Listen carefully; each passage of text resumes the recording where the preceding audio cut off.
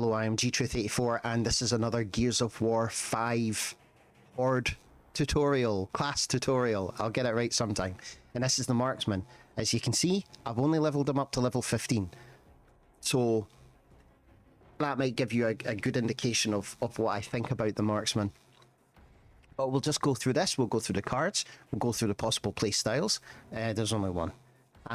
And we'll... hopefully you'll have a better idea of what to do with the marksman after this video. So, a master of the headshot, the marksman picks off targets with surgical precision. Of course he does. Ultimate ability, X-ray, see and shoot enemies through walls and ballistic weapons while active, while they hide away in the back and do very little. Passive ability, precision shots, penetrate through targets. That'll never happen. Don't try to base your gameplay around that. Okay, his weapons. You've got the marksman, which is a long distance rifle, but it can also shoot quicker than your long shot, which you also have, and a bolt-hawk. Bolt-hawk, I would say, is your preferred weapon of choice if close up. So if you're a marksman and you're overrun with juvies, or they've snuck into the base or something like that, or rejects, definitely switch to bolt-hawk before switching to marksman. Because bolt-hawk can stun a bit more, and a bolt-hawk is more likely to get a good headshot on a flusher enemy that is coming towards you. So we're going to go through the cards. Ambush, 100% critical damage to targets above 90% health. That's good as long as you're not shooting near anyone else. There's a hint there. Counter snipe. 30% resistance to precision damage. If you're having a snipe off and you think you're going to get hit, this might be a good card to use. Honestly, the cards for the marksman are slim pickings. 65% reduced camera shake and stun. That was a thing at the start of Gears. It's not so much anymore. Exploit weakness, 55% increased critical damage. That's useful. 175% larger active reload bar, not useful. 20% increased damage and active effects, useful. 35% increased M-bar ammo capacity. That's useful for me. I love the M-bar. X-ray recharges 190% faster while safe. That is the difficult one to understand. What does safe mean? Does that mean not taking damage? Or does that mean enemies are a certain distance away from you? We'll maybe have a look at that closer and see if there's any more information. I think there might be, actually, in the explanation in the cards. We'll go back to that. Critical parades. X-ray critical hit extends X-ray by 21%. That's big for a marksman. Not big for anyone else, though. 30% increased damage and active effects. That's big for a marksman. Not big for... A robot expert can do more damage with an M-bar.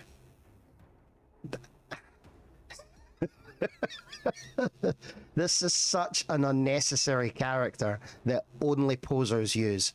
I'm sorry. Long shot handling. 60% automatic reload chance on critical kills. You can't even reload properly? Get the hell out. Critical kills cause 50% splash damage. You're hoping that... Can you guys all bunch together, please? So I can blow yous all up? Yeah, it's just poser. You just want to blow a head. Easy now, sailor. You just want to blow a headshot and then have it explode and then go, "Whoa, explosion!" There's no use to this card. Epic score boost is about as useful as half the cards in this thing. Icy precision, 13% freezing damage per active headshot with precision weapons. Which means you have to do an active reload first in order to get this 13% freezing damage. And then heroic venom long shot. Wow. I'm going to struggle to fill this. Which I say on the regular. Right, let's do his cards. Have I unlocked them all? The only one I haven't locked is the Icy Precision. And I guarantee you I wouldn't use it. So I'm going to go through the cards. I'm going to show you which ones I would use. It's probably going to be these ones. And I'll explain how I would use it then. Okay, here's the cards. But I do want to have a look at this one that we talked about before. X-ray recharge. Nope. While safe. Yeah, X-ray recharge is 190% faster while safe. If you look at the right-hand side here, X-ray recharge is 190% faster while not taking damage for 120 seconds. 2 minutes. You've got to not take damage for. 2 minutes.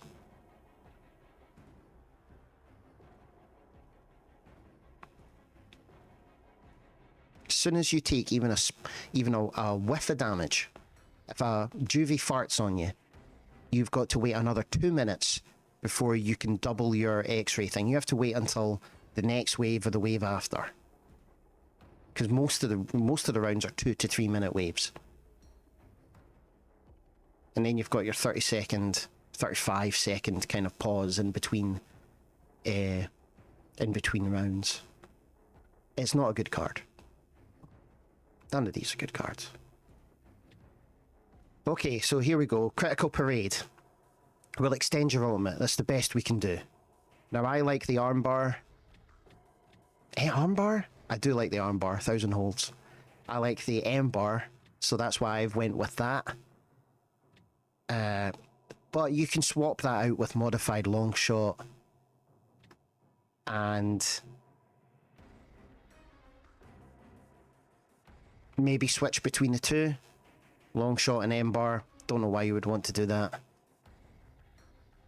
But let's stick with this. Let's stick with the M bar, because this is what I would use. The reason why I like the M bar is because you can charge it and you can time your shot, which you do as a sniper anyway. But if that enemy dies, you can let go of it and save your bullet. Whereas if you take a shot with a long shot, you're having to do it like a really quick, like a long reload. But with the M bar, you can fire 3 before you have to reload.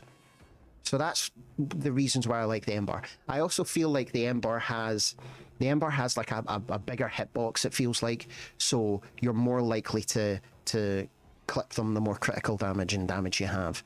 Your blast area for the M bar feels like it gets bigger, which is also helpful for hitting things. And it's very generous with the headshot hits. So you could clip them on their shoulder and hit them in the head. That's also quite useful, and I notice that more with the M bar than I do the long shot. Ambush, 100% critical damage to targets above 90% health. You're able to shoot the things way far in the back, so you're aiming to shoot them. 55% increased critical damage. That's a no-brainer. That's the best thing. That's the best thing I can do for this. Everything else is just periphery crap. Just roundabout cards that you think might help, but they really don't. I'll go through why I think they're crap. I'm not even going to bother with a score boost. Long shot handling. If you play this enough, you'll get good at your reloads, so you don't need to worry about that.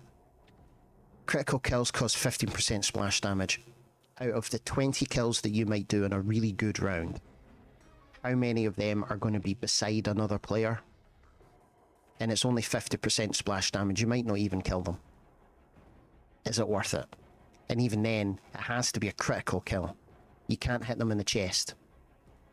So you're really just fishing for headshots all the time. Modified long shot, I've already explained that. That card takes far too long. The sad thing here is, if you look at the right hand side, the next upgrade, it says 200% faster when not taking damage for 2 minutes.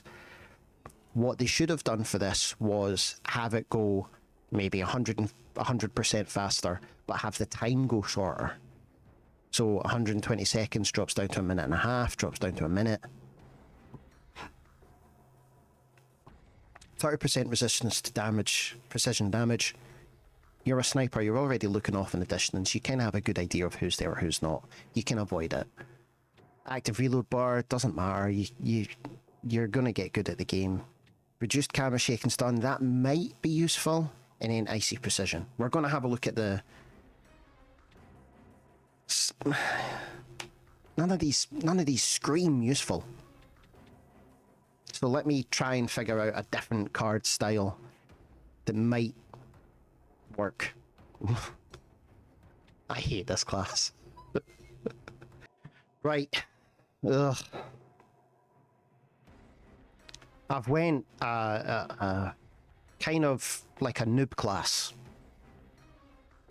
If you're new to the game, you're struggling, but you really want to be a marksman, maybe this class might be best for you at the start